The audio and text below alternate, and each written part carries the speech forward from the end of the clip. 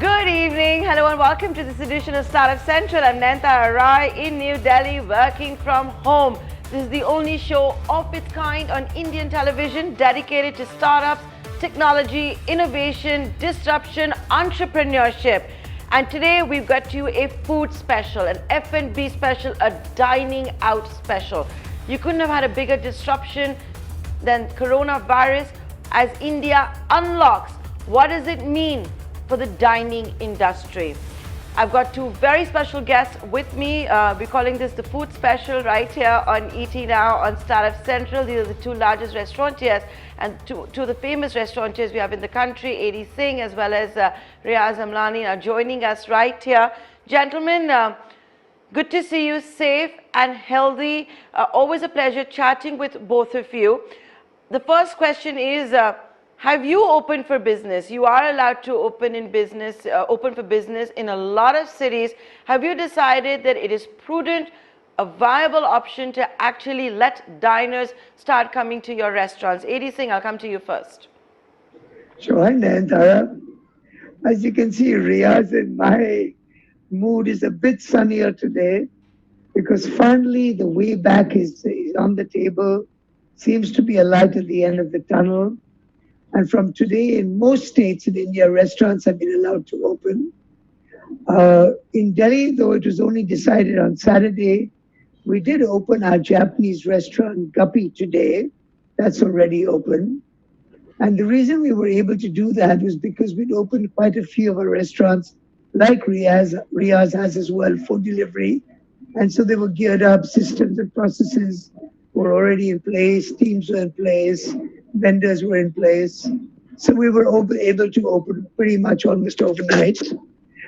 Unfortunately, for most of our restaurants, with the current constraints, the two main ones being on liquor and the curfew that exists, then add to that the necessity for social distancing and therefore the reduction in capacity.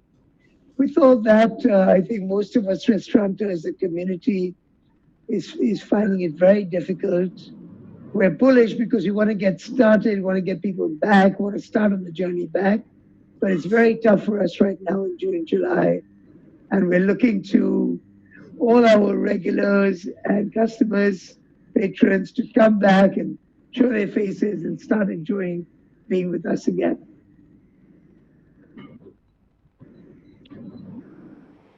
Okay, so you're back in business.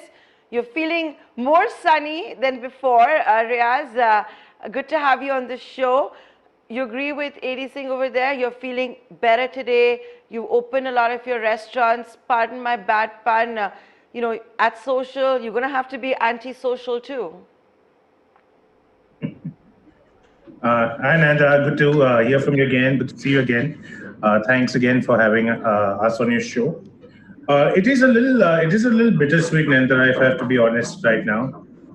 The fact remains that with the amount of social distancing and the times that we have at the curfew, as well as alcohol not being allowed to serve, restaurants will actually lose a little bit more money now than they will during lockdown, right? Because it's going to be increasingly more expensive to operate right now with reduced capacity, with reduced timings.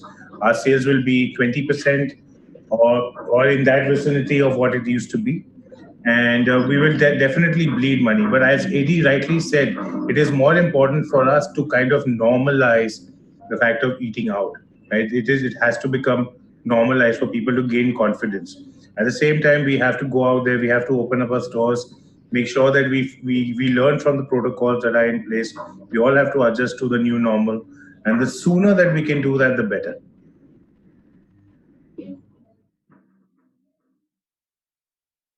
So tell me something with the curfew there. A.D., let me come to you now. Like if I wanted to go to your Olive, the flagship Olive in Delhi, I would have two options, right? 10 p.m. or 10 p.m., 8 p.m. or 10 p.m. But now with dinner out of the equation, with the curfew at 9 p.m., how are restaurateurs like yourselves dealing with it? Dinner is lucrative business.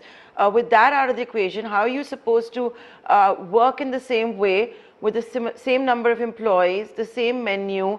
How is that going to work out? Your overheads, have they changed? To be honest, and Tara, why for Riaz myself, it's always such a pleasure. It's so useful to be on shows like yours, is because we're able to share our constraints, our concerns, our worries. And I do believe that they often reach the right ears. So we are actually trying to share exactly what you say. The government is doing these steps to restart the economy. They're very good steps, and the economy desperately needs to restart. But it's not enough. You see, firstly, on liquor, the government has allowed sales to shops, even allowed home delivery. So why not allow liquor in restaurants? As it is, there's social distancing. You have to sit apart, so there's no question of overcrowding because of liquor. If you get overcrowded, you're warned and then closed down. But when a person wants to sit there and have a glass of wine with their pasta or a beer with their pizza, that's up to them.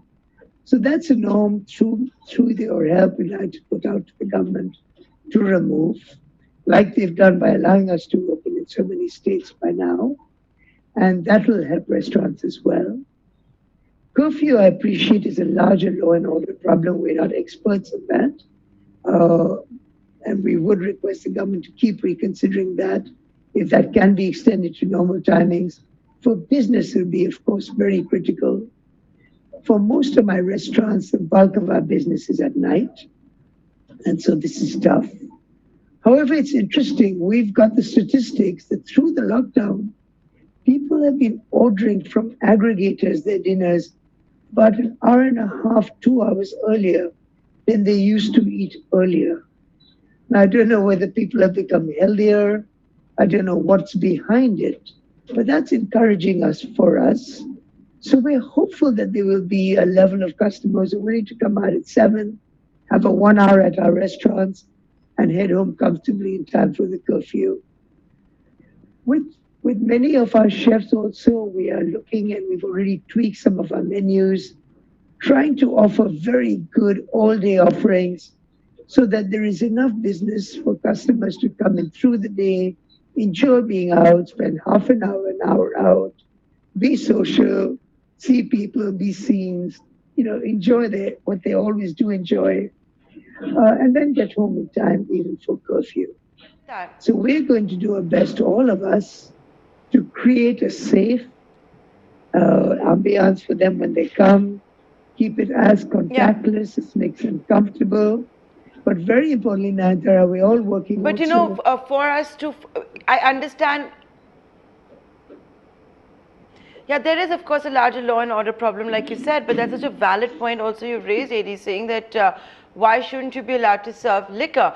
And let's face it, and let's talk about this. For a restaurant to have a liquor license, it's not penny change. It's very expensive.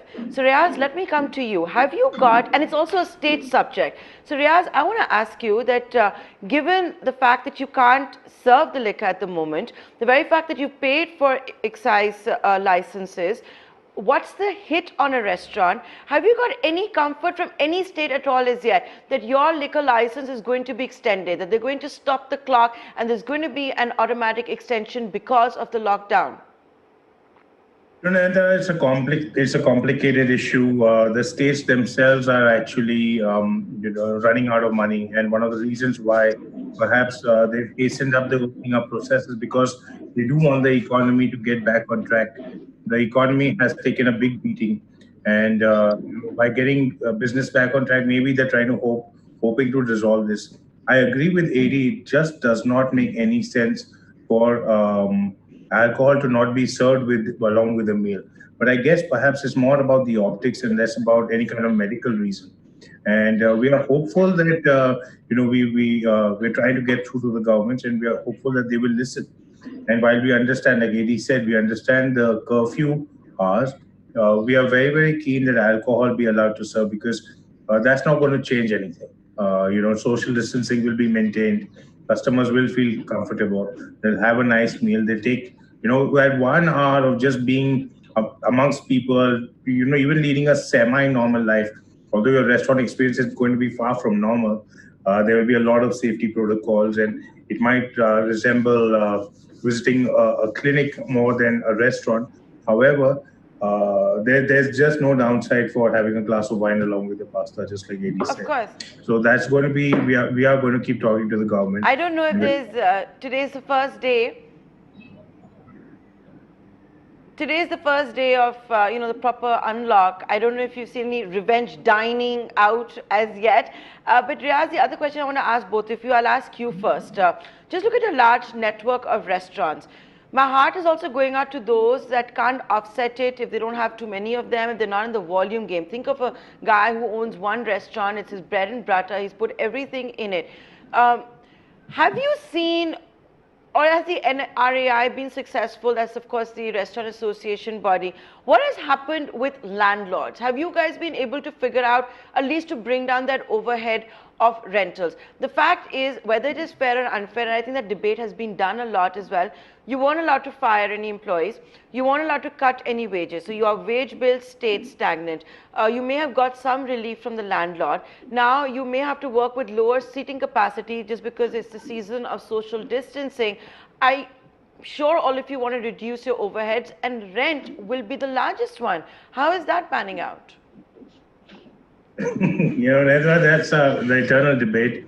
We are thankful and grateful that most landlords have understood what the new business environment will be. It will be foolish to assume that things will get back to where they were before, just before lockdown. It's not going to happen for a very long time. It's not going to happen until a cure is found, and even after that, it'll take a while for discretionary spending and the old healthy habits that people have adopted to kind of change and get people coming out of their homes a little bit more. So it will take a while, and in the meantime, if landlords and tenants can't come to an understanding, it'll just mean value erosion both for the restaurateur as well as the landlord. Because let's face it, nobody's going to be opening up more restaurants in the near future. So there will be a lot more inventory of real estate available, which will change the demand and supply dynamic.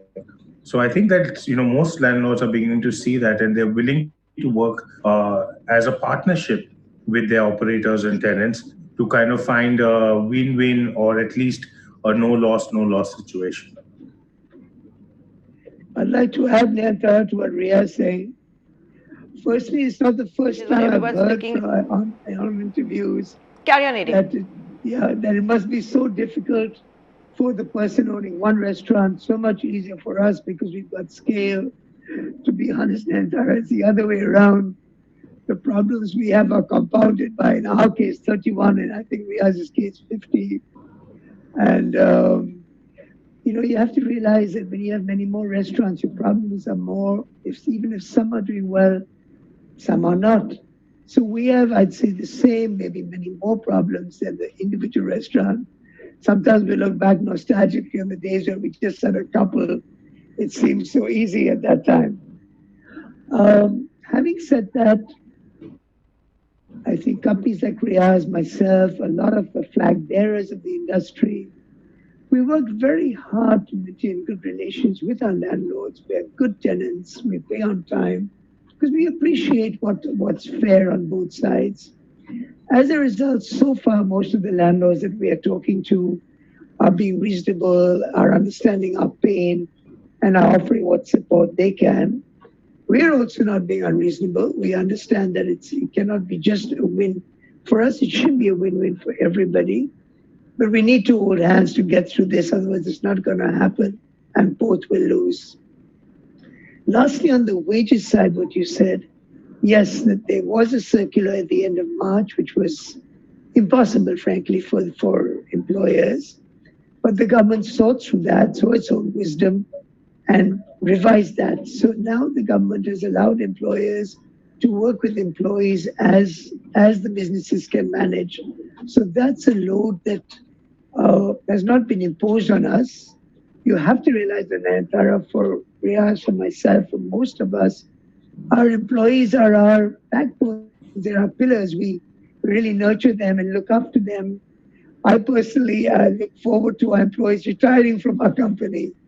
So we want to create that kind of a company, that kind of a future. You're a We don't services. want to lay off people as far as we can.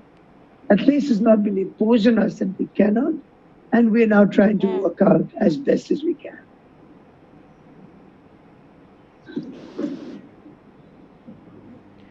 And what about other overheads? Tell me what's going to be the future of dining. You know, you guys have arrived. You guys have arrived king size. Everyone looks up to you, and it's been done because of your passion. You both are sheer geniuses. You have excellent business acumen as well. But a lot of our audience today are also young entrepreneurs in the food business. Someone's got a dream of a cloud kitchen. Someone's got one cafe somewhere. And they're looking at this interview to also perhaps get some kind of a guidance. So Riyaaz Amlani, when you reopened today, did you do it maybe with a pruned down menu? Is that what it's going to be like in restaurants now? Because, you know, I'm guessing you'll have to shrink capacity. You'll have to shrink the number of tables that you have. Does it make sense to have the same kind of menu? No, the menus will look vastly different from what it was before. We will have to drastically cut down the number of dishes that we can offer our customers. Also, we have to keep in mind the time which we are allowed to serve in. So, like AD said, we need to have a more day-focused menu and something which works well in the evening as well. So, a nice all-day menu is the need of the hour. We are also trying to make it simpler to execute so we can maintain social distancing in the kitchens as well. Another thing that we've seen is that people are nervous about food which has too much contact. So, you know, they're staying away from that. They're staying away from food which is cold. So I think, you know, salads, for example, may lose some favor in the next 6 months or so. They're going for hot, freshly made food, which they know that will be safer than cold food. So there will be a certain tweaks that we need to make to the menu, definitely during when we have to live with the virus and until we find a cure. There will be some changes. And Tara, I'd like to add to that as well. You know, your show is really focused on entrepreneurs as well. Go ahead. What I'd like to say to them now more than ever, our industry is very exciting for sure. It's got a great future for sure, big numbers. Eating food will never go out of style. But be careful when you're starting off. For your first venture, don't put in your family's life savings, all the money that you can beg, borrow, steal. Don't do that. For your first venture, be a little careful. Take a franchise of an established brand who will help you through your first restaurant. Do a partnership with restaurateurs like ourselves who have at least know a little better what we're doing. We also have failures, but we know through years of hard experience. Don't risk all on your first venture. Be very prudent with your first one. And then as you understand the business, branch out entirely on your own and build from there. That advice, I think, could save our watchers, the entrepreneurs here, a lot of pain in the future.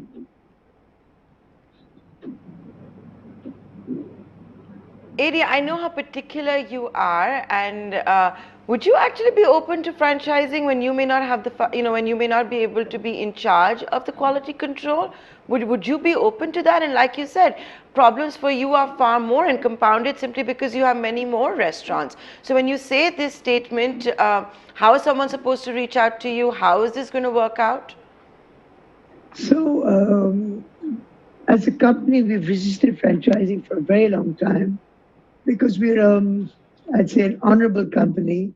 Whether it's our own money or not, we feel that we'll put in exactly the same effort than to put in all that effort for just a little returns from franchisees. We've resisted it. But to specifically answer your question, we're open to franchising now. And we would retain the quality control of product in them. We would not put our brands out there, which we worked so hard to build, without having control on the quality of the product.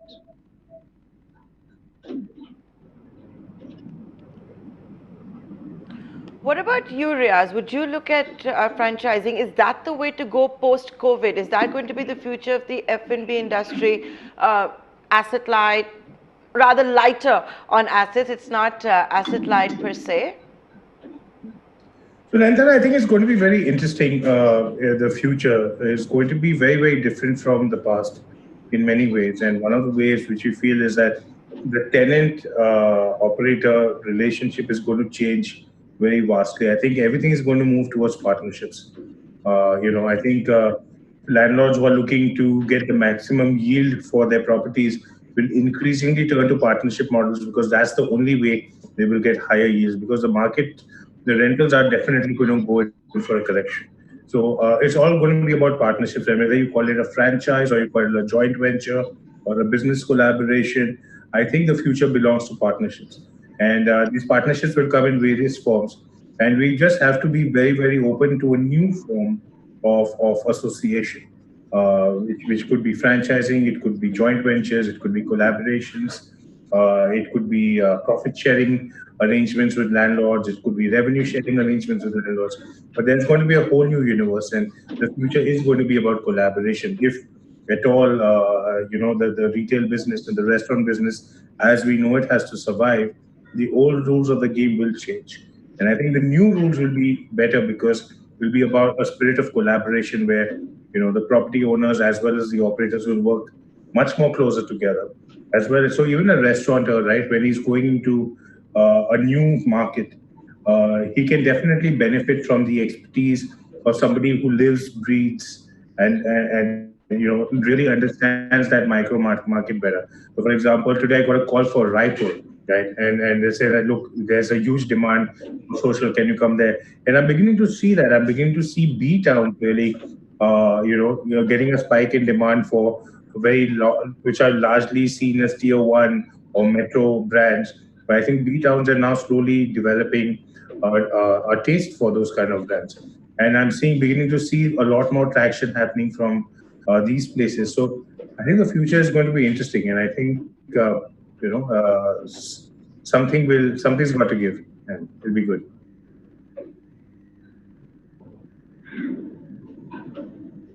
Yeah, because I think the cities that command the largest premium and is every restaurateur's dream to be in is what? National Capital Region, Mumbai, or many of them want to go to Goa. But you look at what is really happening when it comes to COVID-19. So, AD, do you agree with Riyaaz that this is going to indeed be a trend? And I know, is it going to be a trend? But we're going to see large chains, etc., maybe reduce their exposure in the tier 1 cities, look at tier 2, tier 3 cities? It's very easy to say it now, but is it going to happen maybe, even 2-3 years down the line? So there are two parts to what Riyaaz said.